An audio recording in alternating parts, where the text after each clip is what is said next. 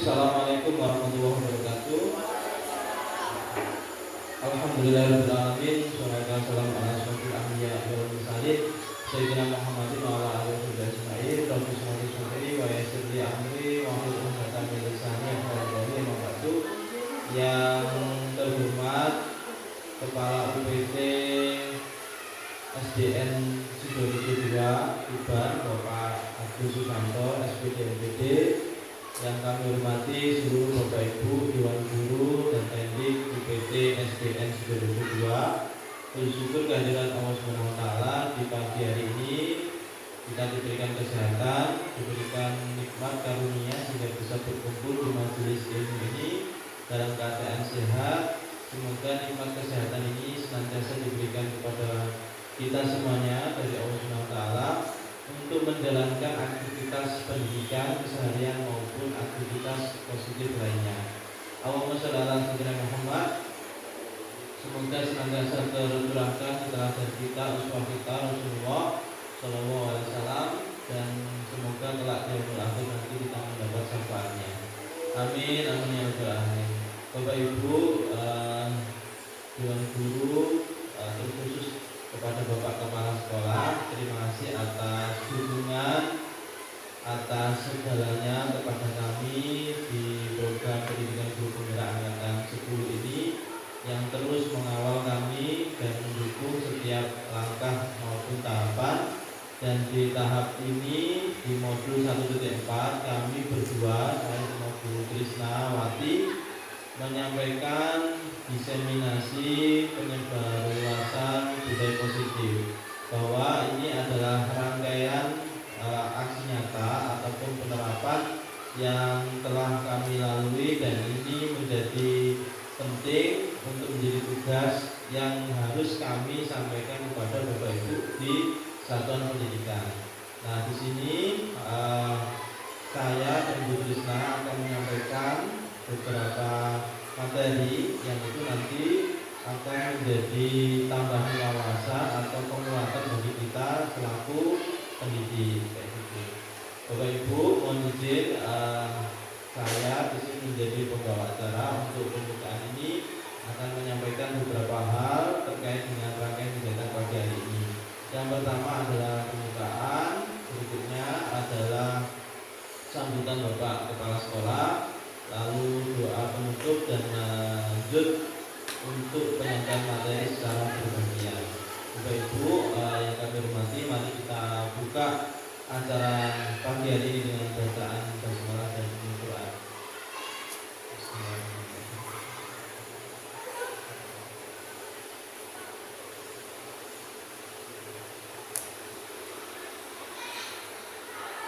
Terima kasih atas bacaan ayat suci Al-Quran surat Al-Fatihah, semoga menjadi keberkahan untuk kita hari ini.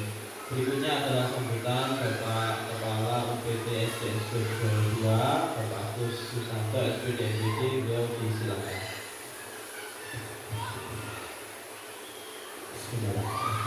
Assalamualaikum warahmatullahi wabarakatuh.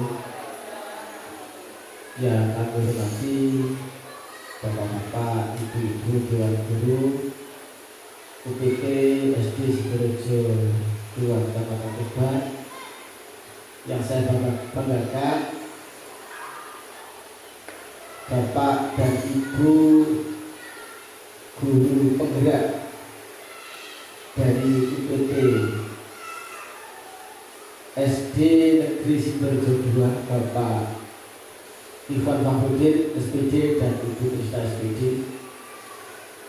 Syukur alhamdulillah di pagi hari ini kita bisa memenuhi undangan dari beliau berdua untuk mengikuti diseminasi menyebarkan pemahaman dan penerapan pengalaman budaya positif. Ini sebagai wujud pengembangan dari modul 1.4 ya.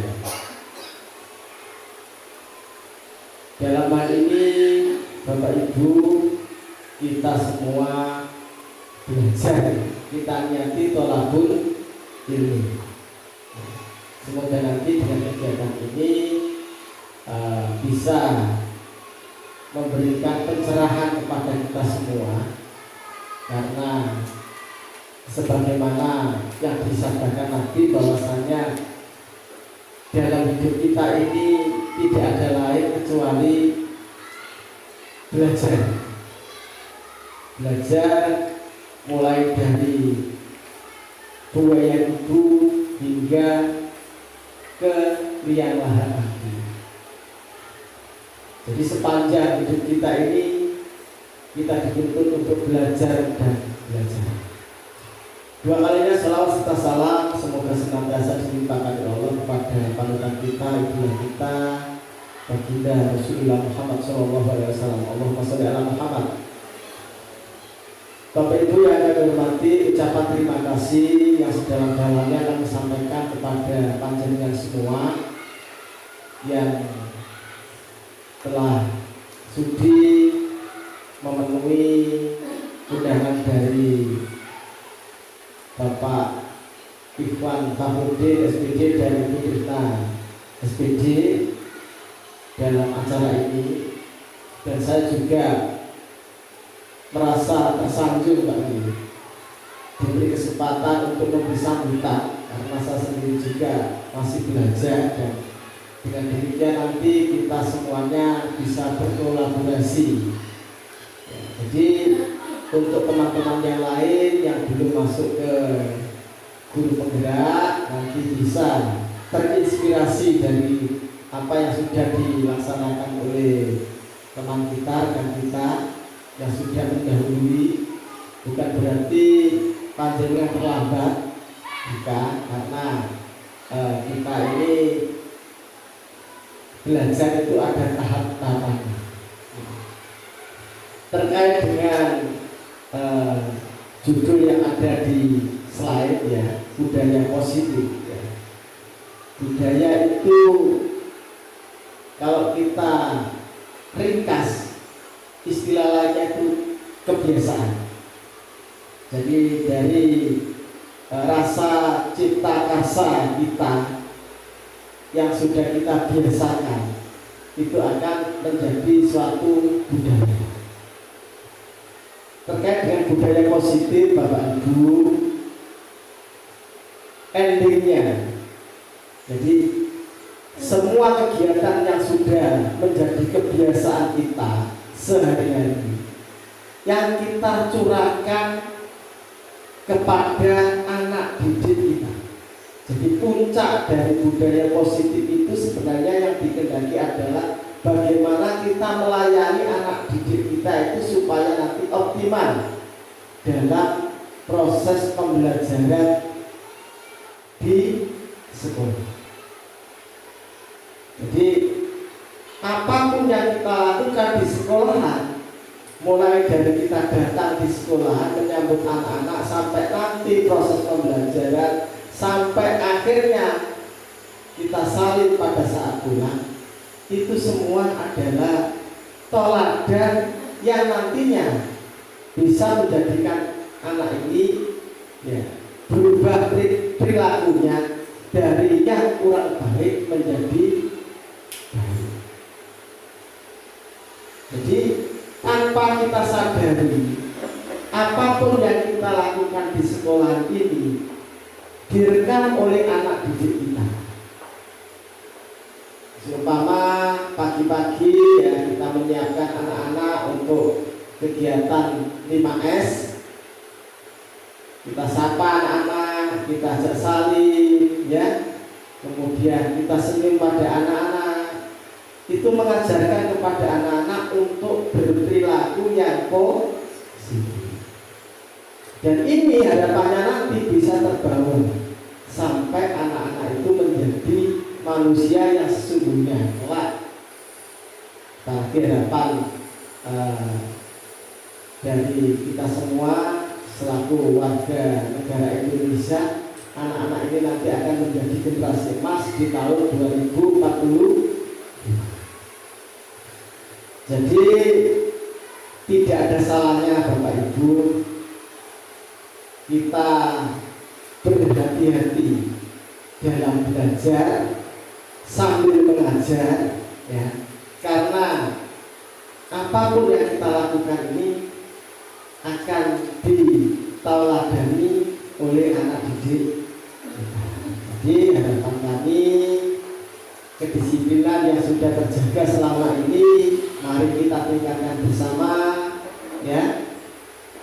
Bentuk kegiatan semacam ini juga nanti akan melekat di hati anak-anak bahwasanya guru-guru kita senantiasa update dan upgrade pengetahuan untuk mengembangkan pembelajaran yang lebih baik, sehingga mutu pendidikan khususnya di UPT SDN Sidoarjo 2 ini bisa meningkat seiring dengan adanya teman-teman dari guru penggerak yang senantiasa berkolaborasi dengan kita, berbagi ilmu dengan semboyan, tergerak, menggerakkan, bergerak dan menggerakkan. Artinya kita ini tidak diam. Ya.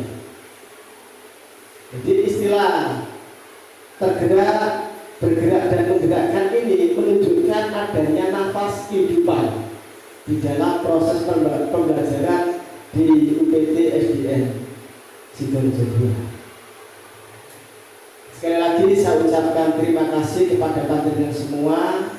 Mohon maaf bila mana apa yang saya sampaikan ini ada salahnya, itu semata-mata kekhilafan dari saya pribadi, dan bila mana ada benarnya itu semata-mata petunjuk dari Allah Subhanahu wa Ta'ala. Kurang lebihnya yang saya sampaikan, ihdinas siratal mustaqim, billahi taufiq wal hidayah. Assalamualaikum warahmatullahi wabarakatuh. Terima kasih disampaikan kepada dia Bapak Agus Susanto, SPD MPD, Kepala UPT SDN Sidoarjo 2. Terima kasih Pak Agus, terkhusus yang telah selalu mendukung setiap fase dari pendidikan kami, dan insya Allah nanti sampai di Loka 7, yaitu di bulan November setelah akhir masa pendidikan. Semoga ini membawa berkah untuk sekolah tercinta kita. Amin. Dan terima kasih untuk teman-teman yang selalu mendukung, dan terus terang ini menjadi cerita bagi sekolah lain Pak Agus. Jadi alhamdulillah di SD atau SID 2 ini guyup, dan kepala sekolahnya sangat mendukung. Ada yang kurang ini Pak Agus ya. Jadi alhamdulillah di sini sangat mendukung, dan kemarin teman-teman itu banyak yang kesini belajar bareng Pak Agus ya. Iya gitu sampai sore ada dari sekolah-sekolah lain.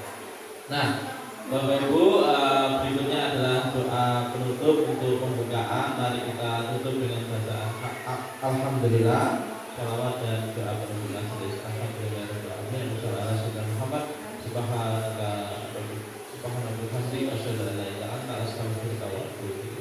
Terima kasih.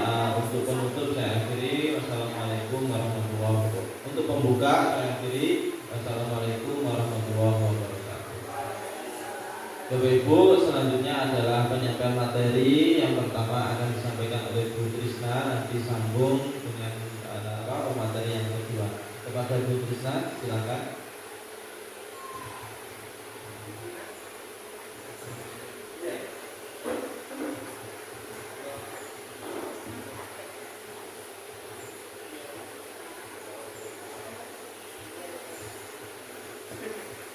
Terima kasih Bapak Ibu Guru dan Bapak Agus. Assalamualaikum warahmatullahi wabarakatuh.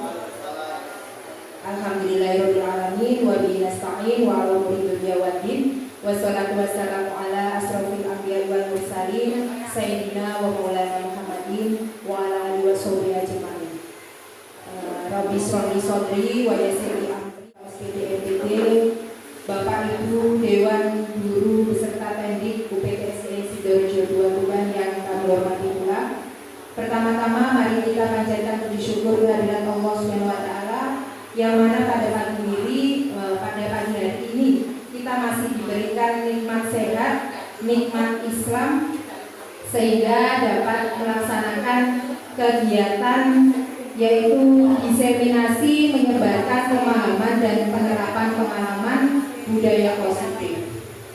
Yang kedua kalinya, sholawat serta salam senantiasa kita aturkan kepada junjungan baginda Rasulullah, Nabi Agung, Nabi Besar Muhammad sallallahu alaihi wasallam. Allahumma sholli ala Muhammad.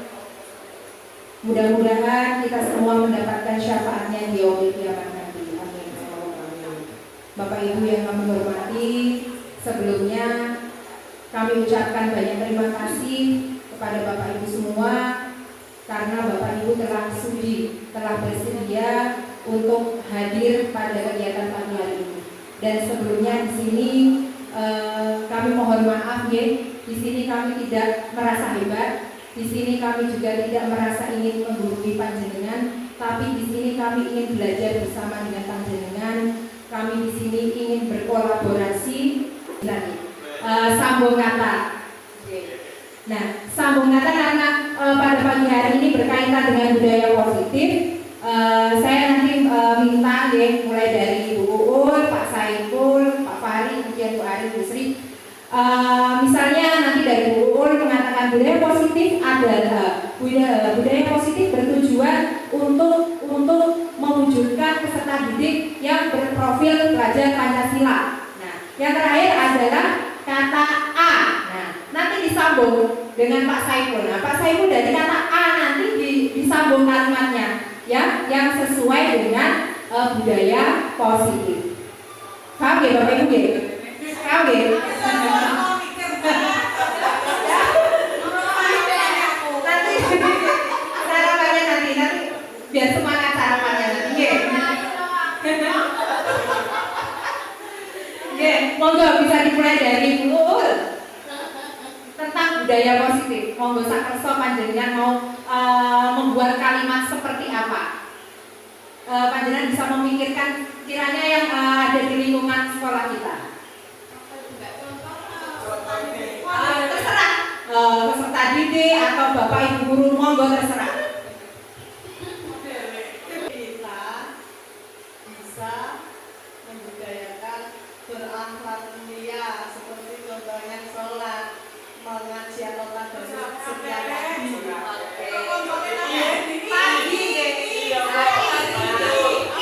Dari Pak Saiful menyambung huruf tadi I. Monggo Pak Saiful.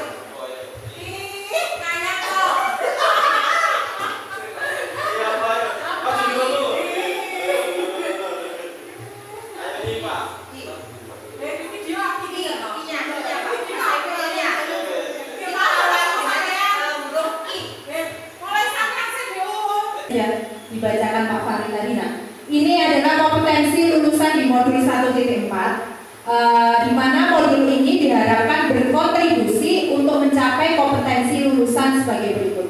Jadi kami guru penggerak memahami pentingnya mengetahui kebutuhan belajar dan lingkungan yang memfasilitasi seluruh individu di sekolah agar dapat meningkatkan kompetensinya secara aman dan nyaman. Kemudian yang kedua, guru penggerak mampu menggerakkan komunitas sekolah untuk bersama-sama mengembangkan dan mewujudkan visi sekolah yang berpihak pada murid dan berlandaskan nilai-nilai kebajikan universal. Monggo dilanjut Pak Ibu. Nah, untuk capaian umumnya, memahami konsep pendidikan menurut Ki Hajar Dewantara dihubungkan dengan konsep budaya dan lingkungan positif di sekolah yang berpihak pada murid.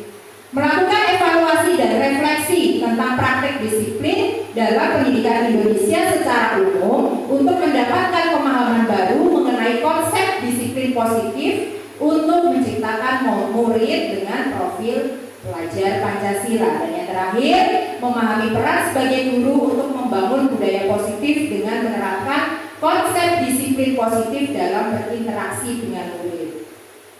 Dan yang terakhir untuk capaian khususnya yaitu mendemonstrasikan pemahaman CGP mengenai konsep budaya positif yang di dalamnya terdapat konsep perubahan paradigma stimulus respons dan teori kontrol.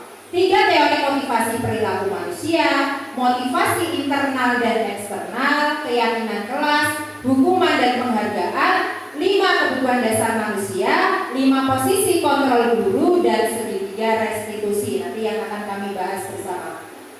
Kemudian menerapkan strategi disiplin spirit positif yang memerdekakan murid untuk menciptakan ekosistem sekolah aman dan berpihak pada anak, menyusun langkah-langkah dan strategi aksi nyata yang efektif dalam mewujudkan kolaborasi dengan seluruh pemangku kepentingan sekolah agar tercipta budaya positif yang dapat mengembangkan karakter murid, bersikap reflektif dan kritis terhadap budaya di sekolah, dan senantiasa mengembangkannya sesuai kebutuhan sosial dan murid.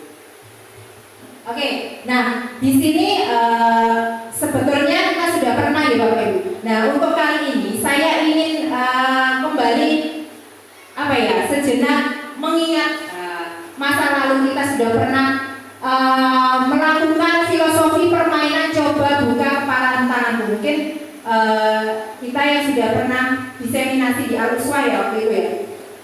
Saya ingin coba Bu Uul dengan Pak Ipul. Nah, Pak Ipul ini yang juga sudah pernah ya. Nah nanti siapa yang ingin berperan menggenggamkan tangannya, jadi seolah-olah digenggaman tangan panjenengan ini nanti genggaman jenengan ini nanti jenengan punya sesuatu yang sangat berharga. Nah, nanti di salah satu lawan kali panjenengan nanti mencoba bagaimana bisa membuka ya. Dan itu nanti lawannya akan berusaha bagaimana caranya lawannya nanti mau membuka tangannya. Kalau lawannya nanti tidak mau membuka ya bagaimana caranya? Apakah berhasil atau tidak? Monggo ke depan Pak Ipul sama Bu Uul. Siapa yang kira-kira menggenggamkan tangannya? Enggak, maksudnya ini bukan diperkosa jenengan itu tapi dengan cara entah marah, entah merayu ya. Jadi seperti itu tadi. Jadi Bu Uul yang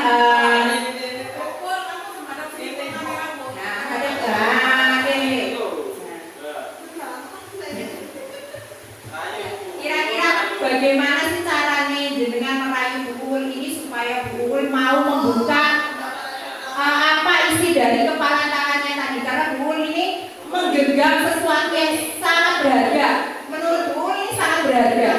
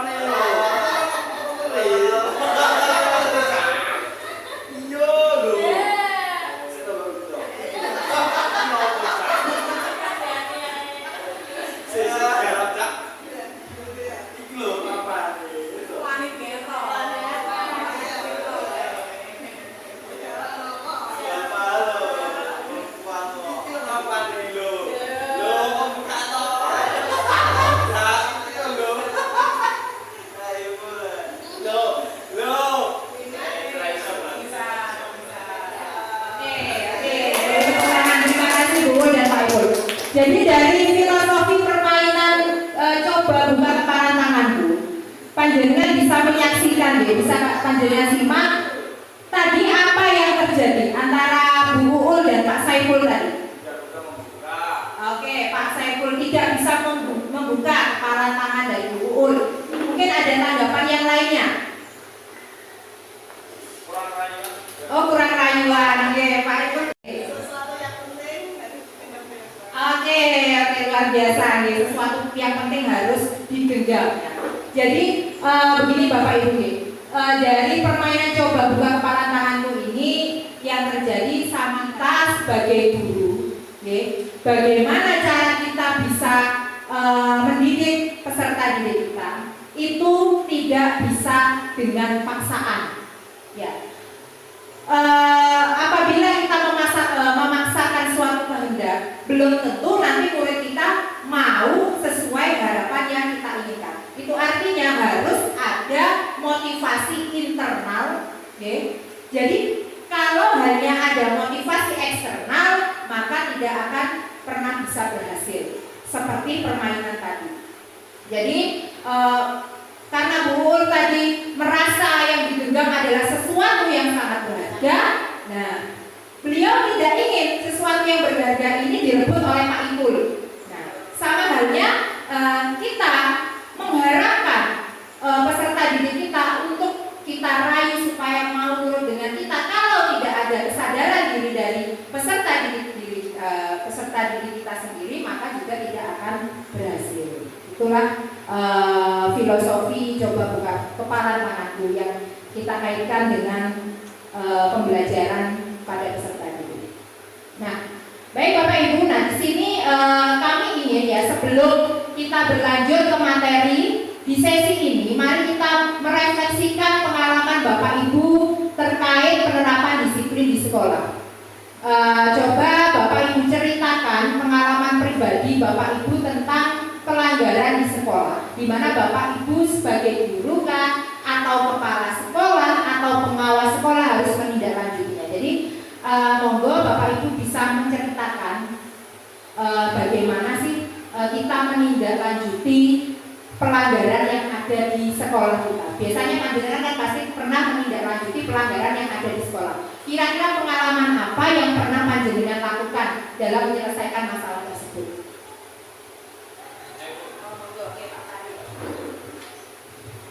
Ya, terima kasih Bu Trisna. Jadi pengalaman saya selama jadi guru, terutama di UPT SDN Sidoarjo 2 ini, yaitu anak yang terkadang ngolok-ngolok sama temannya gitu. Karena anak-anak ya Bu ya, misalkan ngolok-ngolok bapaknya, ngolok ibunya kayak gitu. Nah, kita panggil anak tersebut dan kita klarifikasi apa sih penyebabnya gitu. Tapi kadang ada anak juga yang baper gitu ya.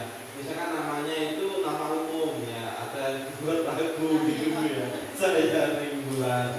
Jadi itu ada yang baper ya. Namanya Pak Karyo. Jadi saya Ringgulan ya kayak gitu. Nah itu nilai lawan. Ya ada mas yang kelas 4 itu. Nah habis itu kita dudukkan anak tersebut dan kita kasih pemahaman bahwa itu hal yang kurang baik dan kita berikan komitmen kepada anak itu. Berikutnya ada yang telat Bu, dan saya yakin di sekolah manapun itu ada ya. Namun yang paling penting adalah dari berapa persen anak itu yang telat itu bisa dikatakan misalkan di bawah 5% ya masih ada juga bagaimana kita mengatur orang tua kayak gitu. Itu Bu pengalaman yang bisa saya bagi dan mohon maaf jika ada salah. Terima kasih Bu Trisna. Terima kasih Pak Fahri. Nah, jadi Pak Fahri tadi sudah menjelaskan bahwasannya ada konsekuensi tadi ya. Nah di sini nanti apa yang dikatakan Pak Fahri ini memang betul nih. Jadi kita melakukan perubahan pada anak didik kita itu memang tidak tidak langsung anak itu akan berubah, tapi bertahap sesuai filosofi KHD, yaitu pembelajaran yang kontinu. Monggo Pak Ibu dilanjut. Nah, selanjutnya, mari kita merefleksikan pengalaman yang kita miliki dengan menjawab pertanyaan berikut ini. Sebagai guru atau kepala sekolah atau pengawas sekolah, bagaimana saya dapat menciptakan lingkungan belajar yang positif bagi peserta didik? Kemudian apa hubungan menciptakan lingkungan belajar yang positif dengan pembelajaran yang berpihak pada murid? Jadi di sini kita tentunya ya mengharapkan pembelajaran itu bisa menciptakan lingkungan belajar yang positif. Mungkin bagaimana, mungkin ada strategi dari Bu Sri mungkin pembelajaran yang menciptakan lingkungan positif Bu Sri. Nah, pasti bisa Bu Sri. Pengalamannya Bu Sri menciptakan lingkungan belajar yang positif. Kira-kira Bu Sri melakukan hal apa?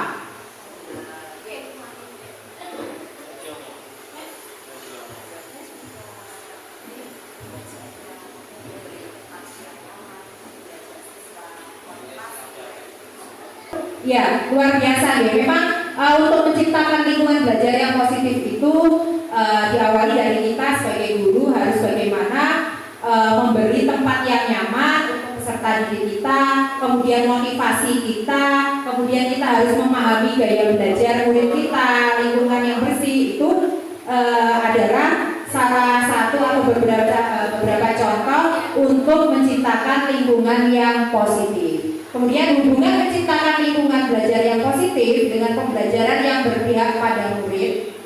Ya, jadi kalau kita sudah bisa menciptakan lingkungan belajar yang positif, tujuannya itu adalah bisa mengembangkan apa yang diharapkan oleh peserta didik kita.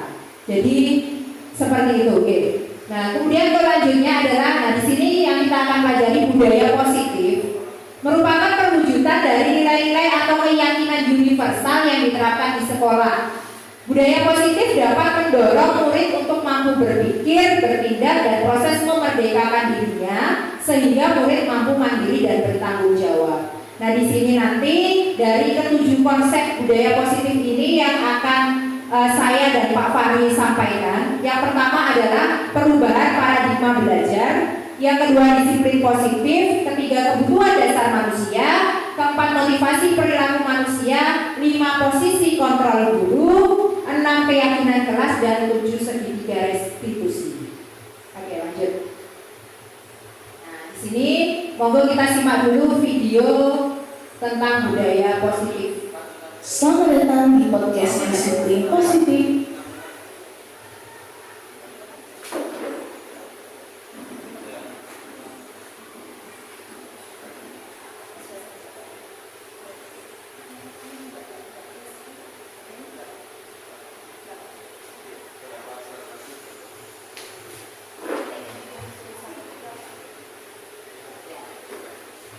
Baik, nah yang pertama adalah pembelajaran dengan paradigma baru.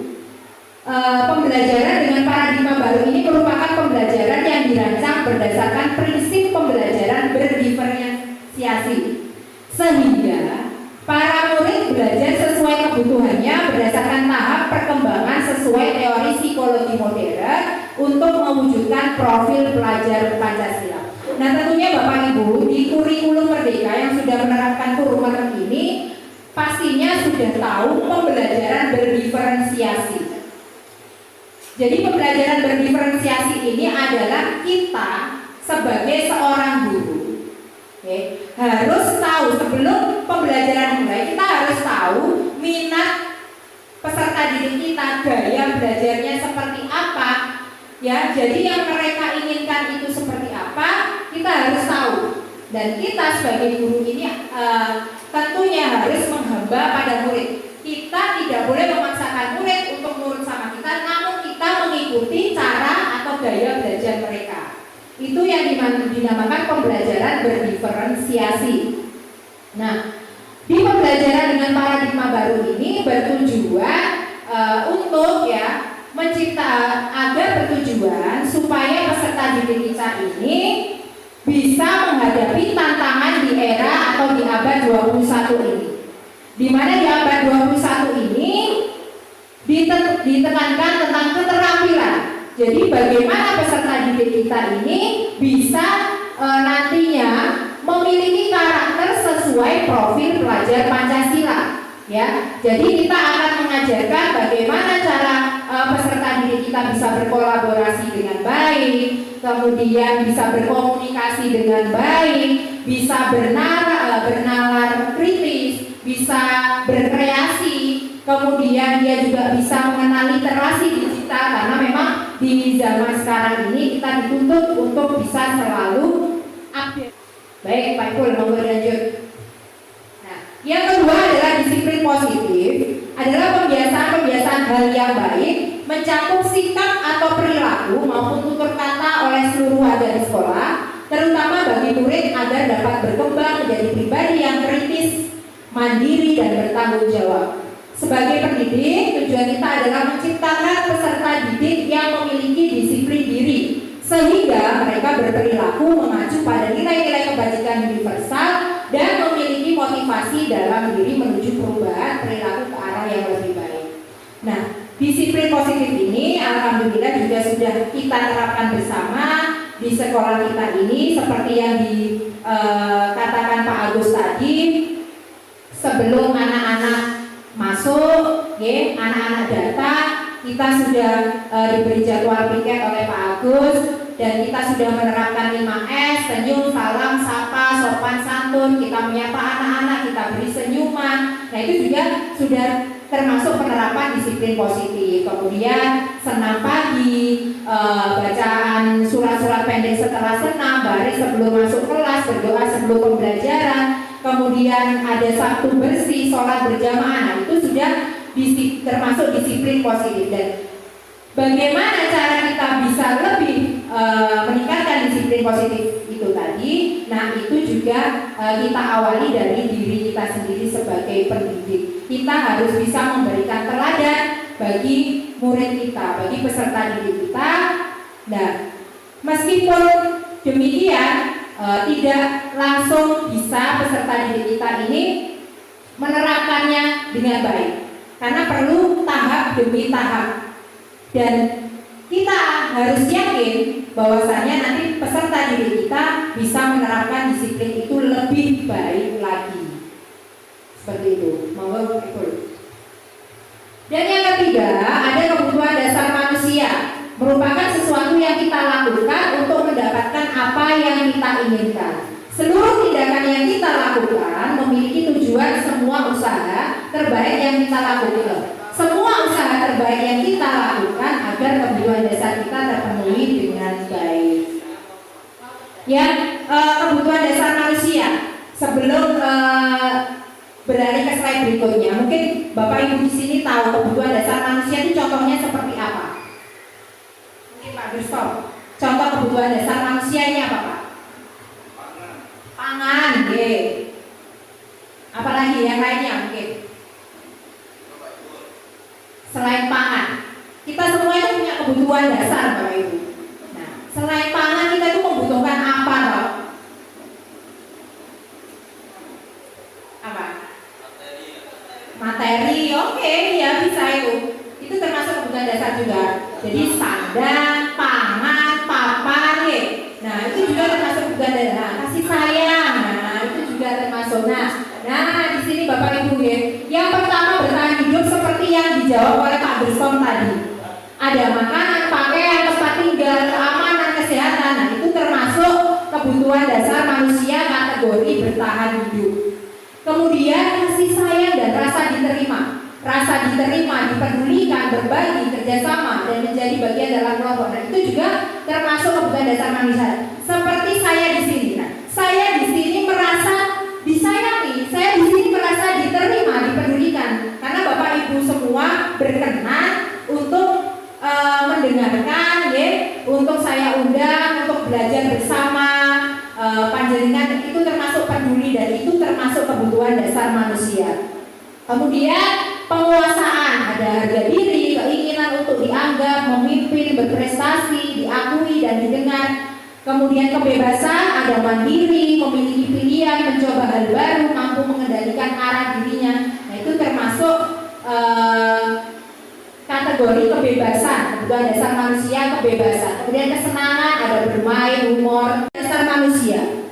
Hubungan, ciri-cirinya yang pertama tidak terencana atau tiba-tiba. Murid tidak tahu apa yang akan terjadi, bersifat satu arah berupa fisik atau psikis. Kenapa dikatakan tidak berencana, tidak terencana atau tiba-tiba? Manakala misal ada murid kita yang datang terlambat, kita langsung menegur, kita langsung memarahi, kita langsung memerintah dia untuk misalnya lari keliling ke lapangan sebanyak 5 kali. Nah, itu tidak terencana. Murid tidak tahu apa yang akan terjadi karena murid yang terlambat tadi awalnya tidak akan tahu hukuman apa yang akan mereka dapatkan.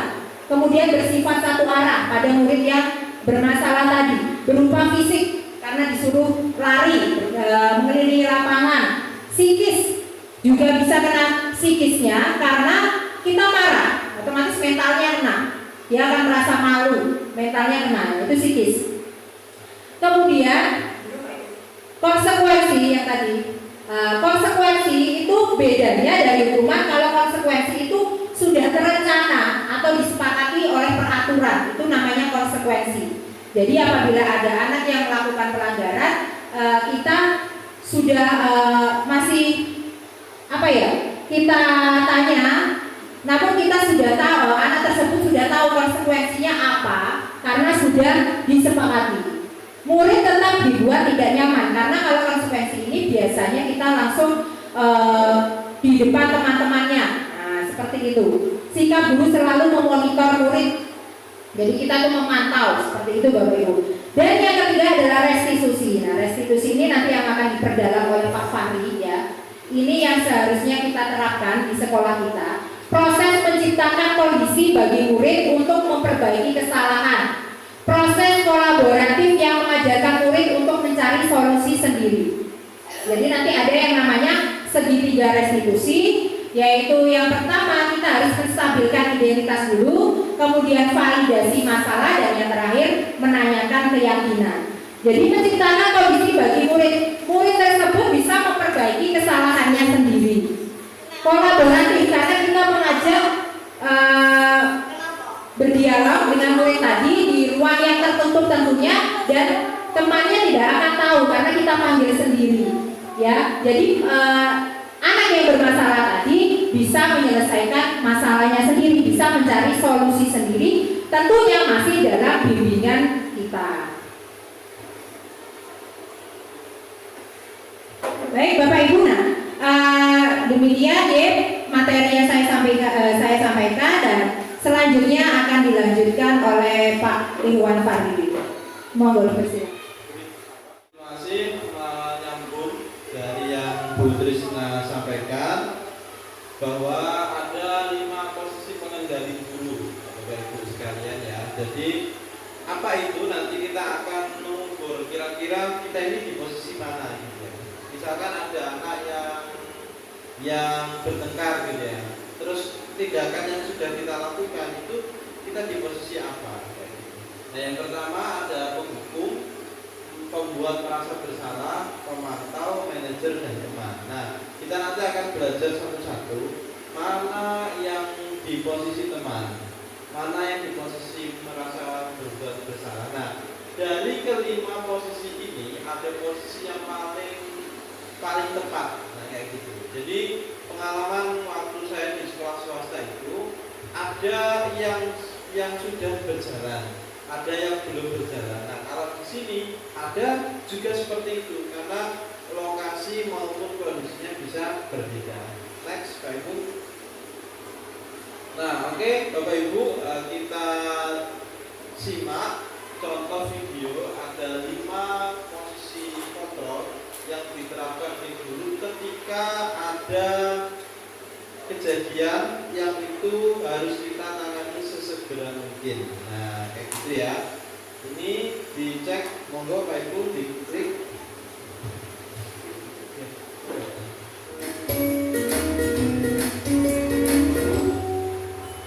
Salam dan bahagia Ibu dan Bapak guru hebat. Pada video kali ini kita akan membahas tentang salah satu program disiplin positif yang diterapkan di lingkungan sekolah yang dikenal dengan nama restitusi. Ya, jadi kalau di sekolah yang sudah tertib gitu, restitusi itu akan berjalan dengan mudah.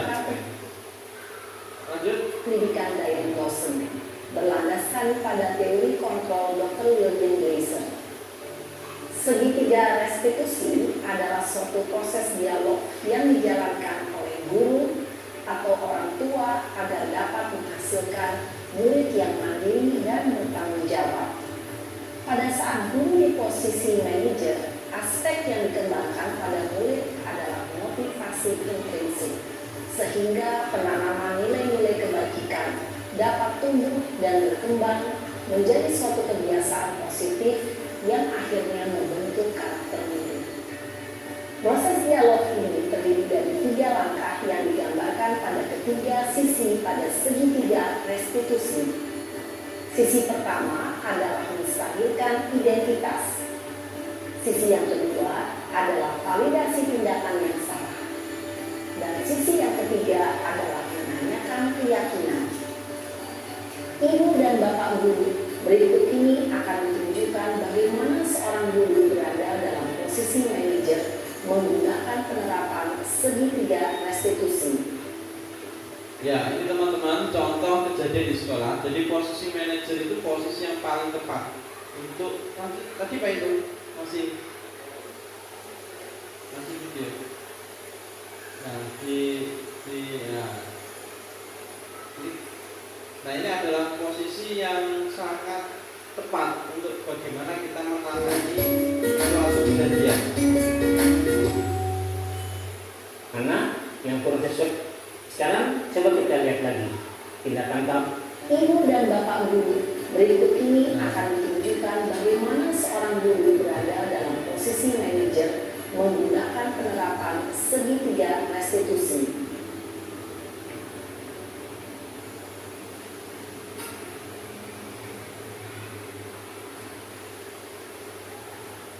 Nah, jadi dalam menangani itu kita harus panggil ya. Jadi kalau bisa kita bicara itu berdua Stop Pak, so banget.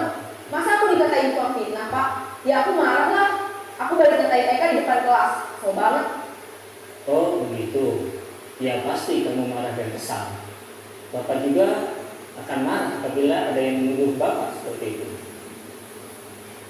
Kemudian pada saat itu kamu mau melakukan apa? Ya saya langsung ngatain Eka lah Pak. So banget. Saya bentak-bentak dia di depan teman-teman lain. Oh begitu. Pasti kamu melakukan seperti itu karena suatu alasan tertentu kan? Iyalah, masa saya diam saja Pak? Ya saya bela diri lah. Masa saya dituduh tukang fitnah? Ya wajar lah. Mempertahankan harga diri itu sesuatu yang penting buat kamu. Untung kamu tidak lebih gagal lagi. Hanya membentak-bentak. Iya Pak. Untung saya masih bersabar dan hanya membentak saja. Sudah gemes padahal. Saya pasti bela diri lah. Ya pasti ya. Tapi kamu memilih untuk tetap bertahan dan bersabar. Kamu memilih untuk tidak berbuat lebih parah lagi kan? Iya. Nah, sekarang coba kita lihat lagi tindakan kamu yang bentak-bentak Eka di kelas. Tindakan kamu itu kira-kira sesuai dengan keyakinan kelas atau prinsip kamu tidak? Enggak lah Pak. Capek Pak dia marah. Jadi keyakinan atau prinsip mana yang kurang sesuai dengan keinginan kamu? Ya, saya sebenarnya sangat menghargai orang lain. Mungkin saat itu saya menjadi emosi, jadi tidak menunjukkan sikap itu. Kamu meyakini tidak? Menghargai orang lain itu penting buat kamu. Yakinlah Pak. Iya, setuju. Kita harus saling menghargai. Namun ada juga keyakinan yang kita sepakati yang perlu kita jalankan apabila kita sedang marah, bukan? Ya, saya bisa lebih proaktif, mulai dengan diri sendiri. Saya bisa jadi lebih bersabar, mengambil waktu jeda untuk berpikir mau apa selanjutnya. Kira-kira kamu bersedia memperbaiki masalah ini tidak? Bersedia Pak. Kalau kamu memperbaiki masalah ini, kamu akan menjadi orang seperti apa? Saya akan menjadi orang yang bertanggung jawab kali ya Pak. Dan senantiasa proaktif. Iya, menurut kamu bagaimana rasanya menjadi orang seperti itu? Ya nyaman lah, bangga bisa bersabar dan menahan diri. Baiklah kalau begitu. Yuk kita pikirkan bagaimana memperbaiki masalah ini.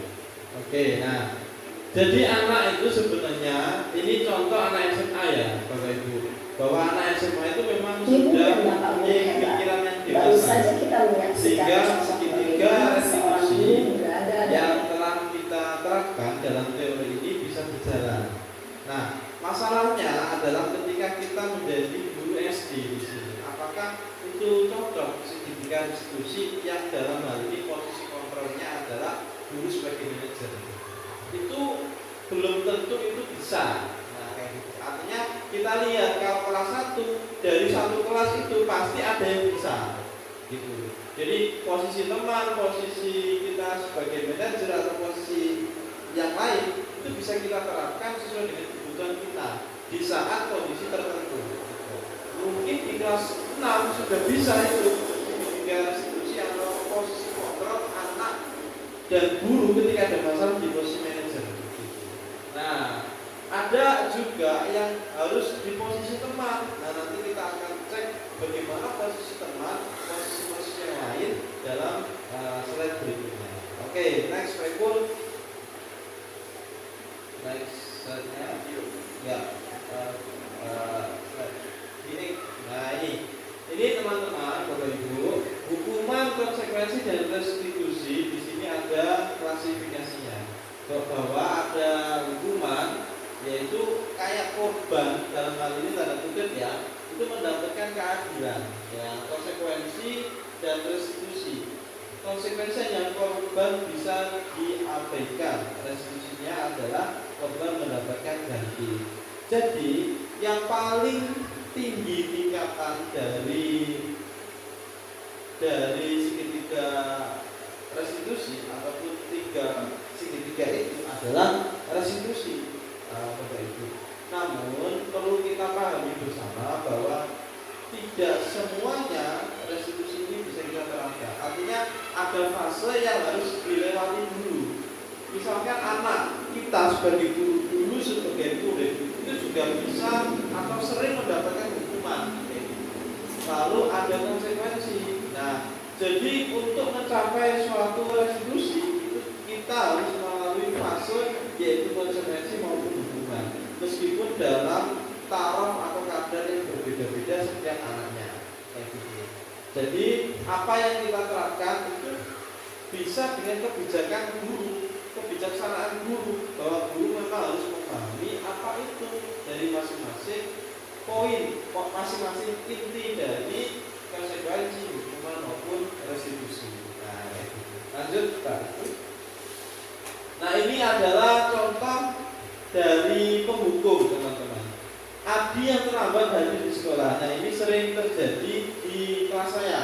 Ya, ada satu anak yang sering banget telat kayak gitu. Bahkan beberapa hal itu sudah saya terapkan. Ya, memang dalam teorinya tidak langsung manjur, tidak langsung bahwa anak itu berubah signifikan kayak gitu.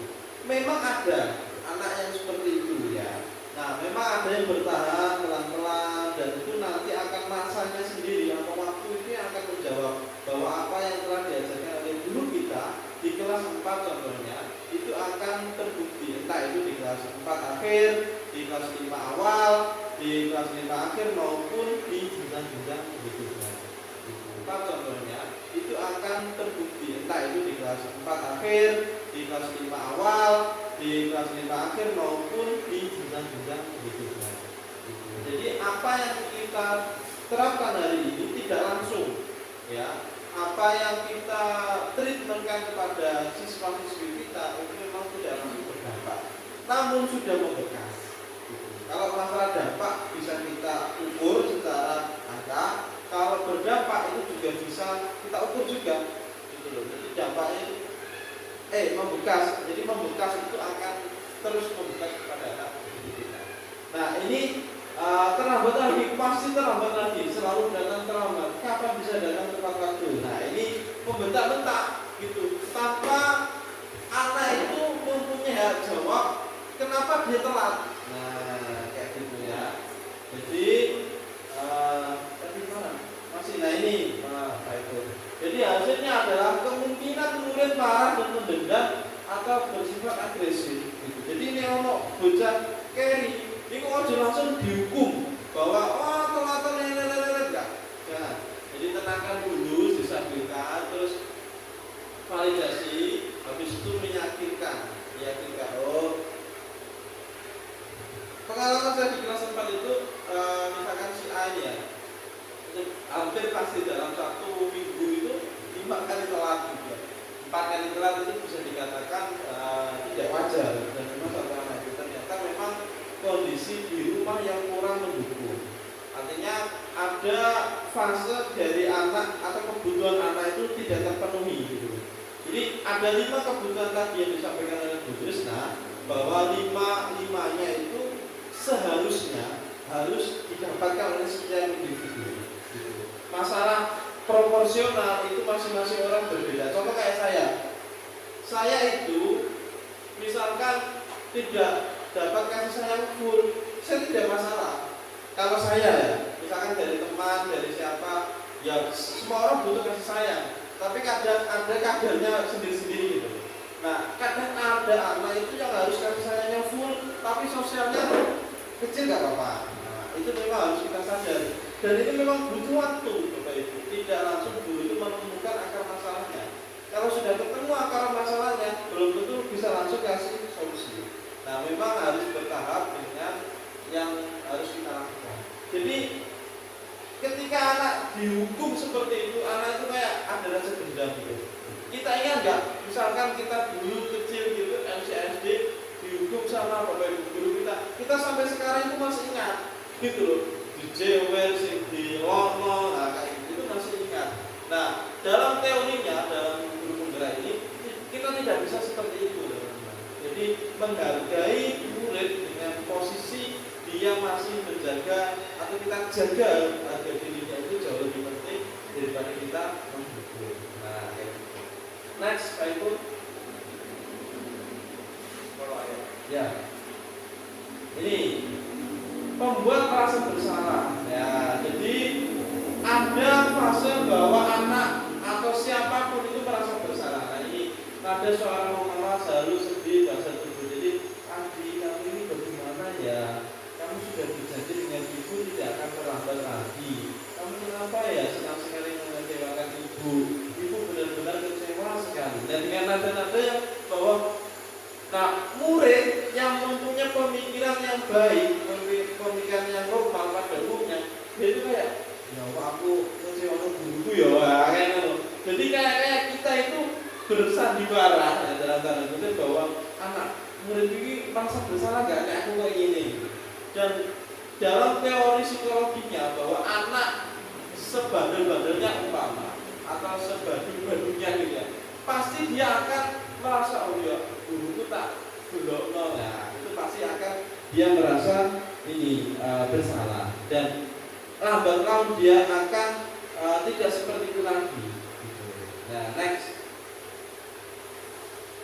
Nah, ini di posisi teman. Nah, ini cocok banget bagi kita sebagai guru juga harus masuk dalam ranah kita sebagai teman, sebagai murid gitu ya. Apalagi kita yang sudah berolahraga juga bisa menjadikan bahwa teman ya anak gitu ya. Kalau kita sebagai guru SMA atau SMK itu terasa banget bahwa ini teman gitu ya. Sudah sama-sama dewasa dan sudah mempunyai pikiran yang jauh lebih dewasa daripada anak usia SD. Nah, hasilnya adalah murid akan merasa senang dan akrab dengan guru. Nah, ini termasuk dampak yang positif. Hanya saja sisi negatifnya murid menjadi tergantung pada guru tersebut. Nah, itu teman-teman, Bapak Ibu, bahwa ketika kita sudah tepat di posisi teman, tetap ada hal yang harus kita batasi. Next. Nah, ini memantau. Guru Adi, tahukah kamu jam berapa kita memulai? Tahu Pak, kata muridnya. Guru, kamu terlambat 15 menit. Apakah kamu sudah mengerti konsekuensi yang harus dilakukan bila terlambat?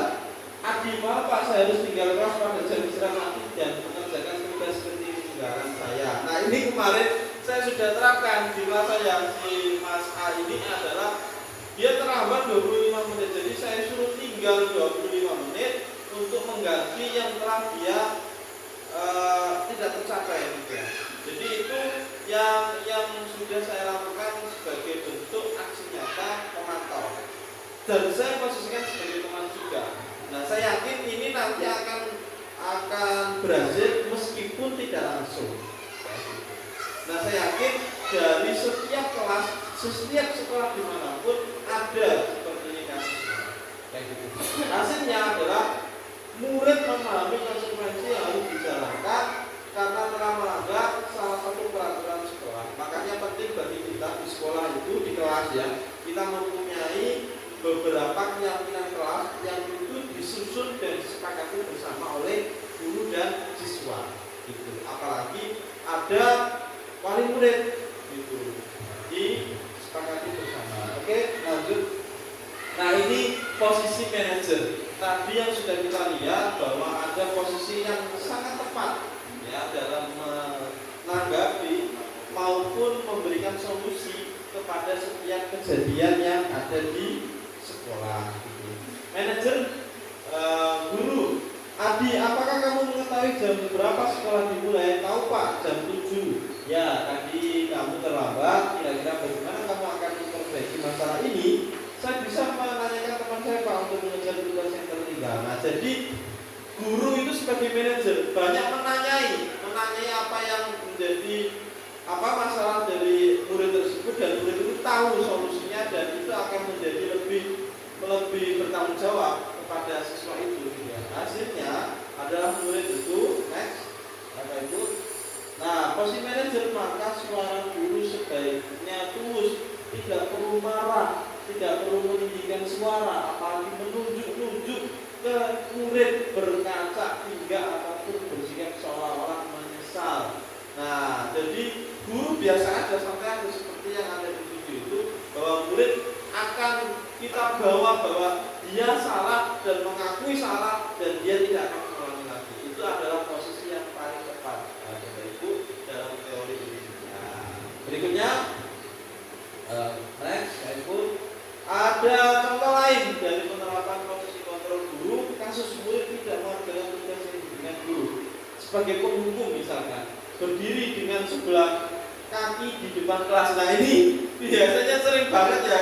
Dulu saya waktu kecil, teman-teman, ayo sampai sih jangan PR, ngadeg sampai berjam-jam. Nah, kemarin Pak Lufi juga cerita bahwa pernah melakukan kesalahan, disuruh melihat matahari. Nah, dan posisi ini Bapak Ibu guru sampai sekarang ini, atau di hari ini, di zaman sekarang ini, tidak boleh dilakukan.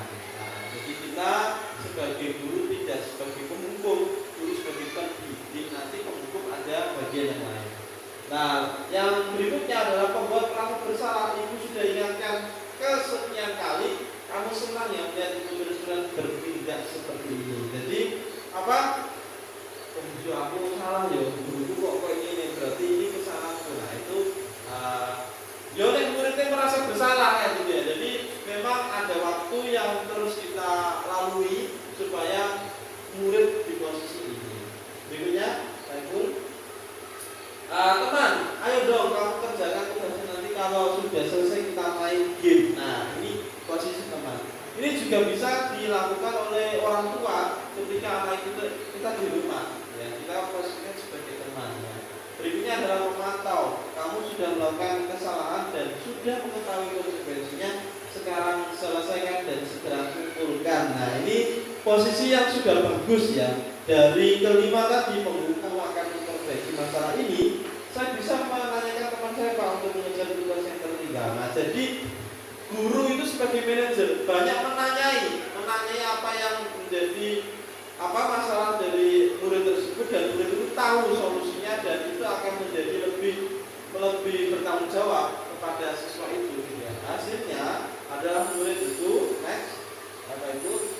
Nah, posisi manajer, maka suara guru sebaiknya tulus, tidak perlu marah, tidak perlu meninggikan suara, apalagi menunjuk-nunjuk ke murid, berkaca hingga ataupun bersikap seolah-olah menyesal.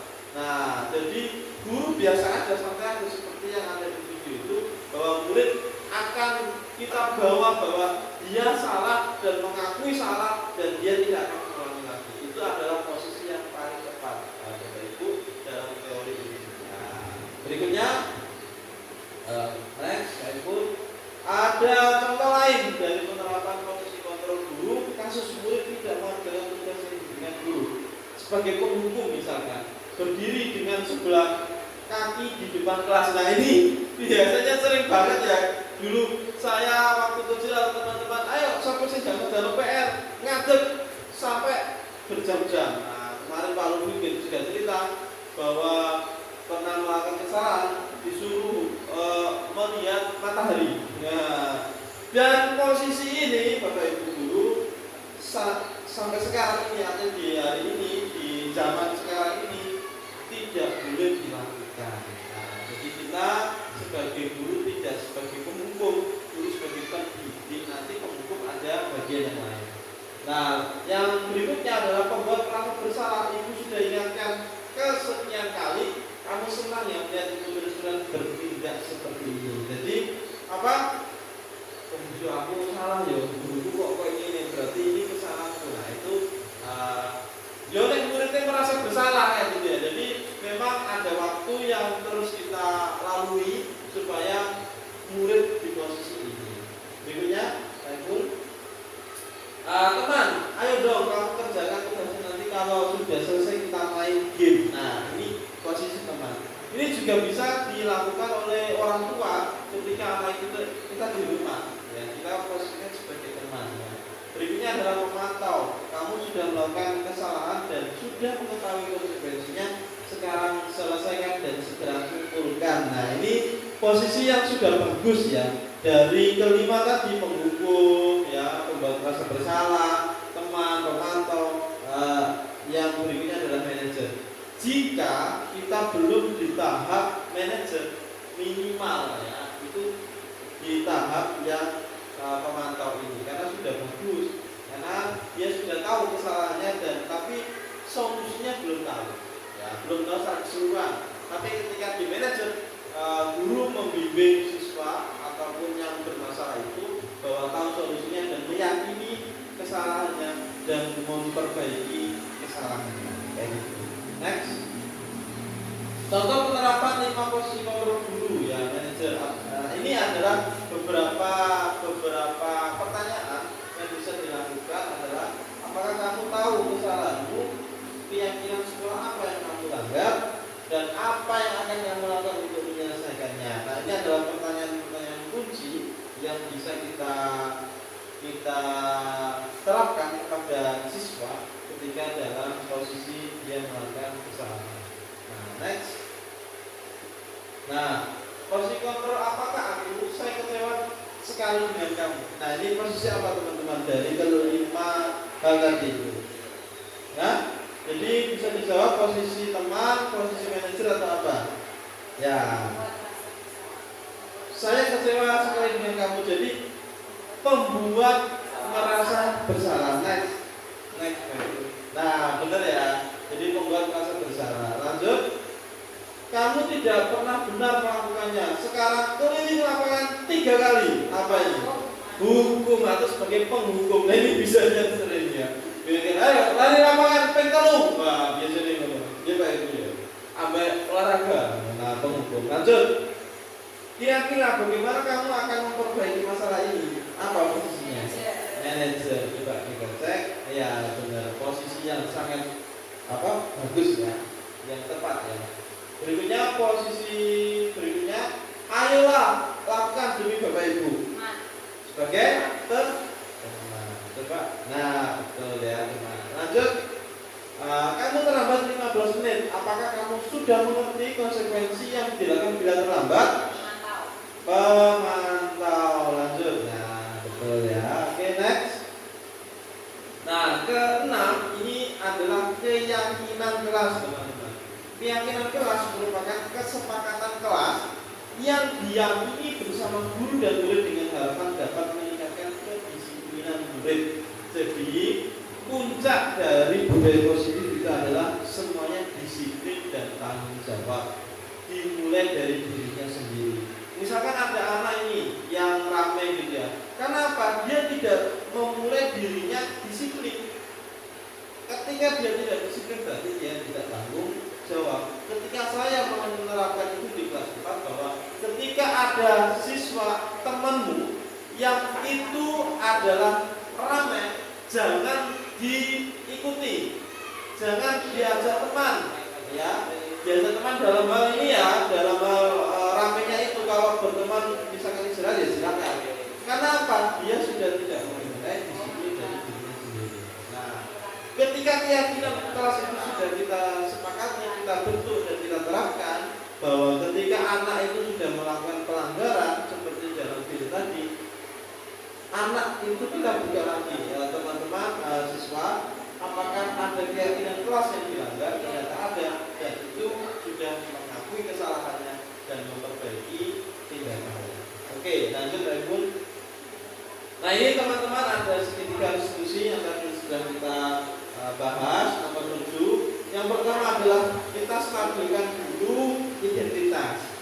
Berikutnya kalau sudah adalah validasi tindakan bahwa tindakan yang dilakukan oleh yang bersangkutan itu adalah kurang tepat dan menanyakan keyakinan. Jadi keyakinannya apa karena telah melakukan kesalahan dan berkomitmen tidak melakukannya lagi. Ini secara teori sangat bagus dan ketika sudah diterapkan kita bisa meminimalisir suatu kejadian kesalahan dan syukur-syukur itu adalah nol kejadian kesalahan seperti itu. Berikutnya, Ibu, next. Nah ini adalah contoh yang sudah diterapkan oleh Bu Trisna. Ya. Kita lihat ada posisi guru dan siswa sejajar dan disendirikan.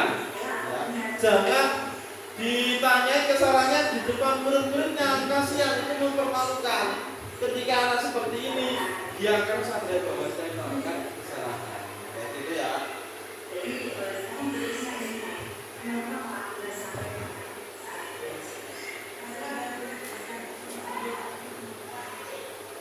Ini kemarin dikomentari bagus sama Bu Nani. Karena sudah memenuhi syarat, ya memenuhi syarat bahwa disendirikan dengan intonasi yang tepat, guru dan siswa juga sifatnya dia dengan suasana tidak ada ancaman atau tekanan.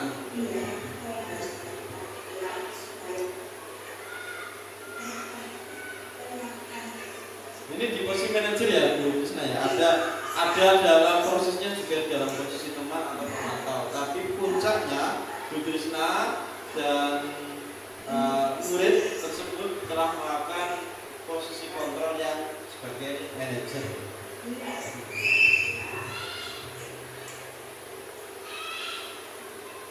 Oke, lanjut. Nah ini sudah dia menyatakan bahwa ya saya salah dan ini harus kita perbaiki kelas, yaitu makan di dalam kelas. Saya berjanji tidak akan mengulanginya lagi. Terima kasih Bu Krisna atas arahannya. Assalamualaikum warahmatullahi wabarakatuh. Jadi anak juga akan selalu ingat bahwa oh ya saya salah dan dia akan menjaga untuk tidak melakukannya lagi. Tanpa dia juga merasa saya tidak dipermalukan ya. Dia kayak sadar diri gitu. Sadar diri, sadar posisi gitu. Oke. Nah, menstabilkan identitas ya, berbuat salah itu manusiawi. Tidak ada manusia yang sempurna. Bapak Ibu juga pernah melakukan kesalahan itu. Bapak Ibu tidak tertarik mencari siapa yang salah, tapi Bapak Ibu ingin mencari solusi permasalahan ini dan kamu merasa seperti begitu ya. Lanjut, ayo kita stabilnya dengan validasi tindakan yang salah. Misalkan kata-katanya, kamu pasti punya alasan mengapa melakukan kesalahan itu. Padahal kamu bisa melakukannya lebih buruk dari dia. Kamu patut bangga pada dirimu sendiri karena telah melindungi sesuatu yang penting buatmu. Nah, kita validasi bahwa kesalahan itu memang salah, tapi kita harus yakinkan bahwa anak itu jangan lagi melakukan kegiatan yang lain. Nah, berikutnya, sudah habis. Enggak, nanti kan terima kasih nanti.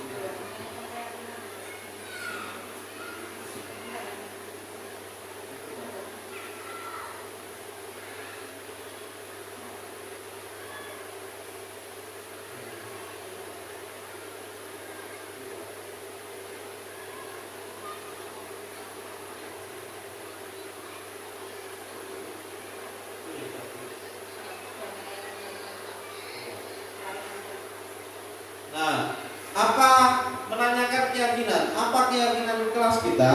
Nah, kita tanyakan kembali kepada yang bersangkutan. Nilai-nilai apa yang telah kita sepakati?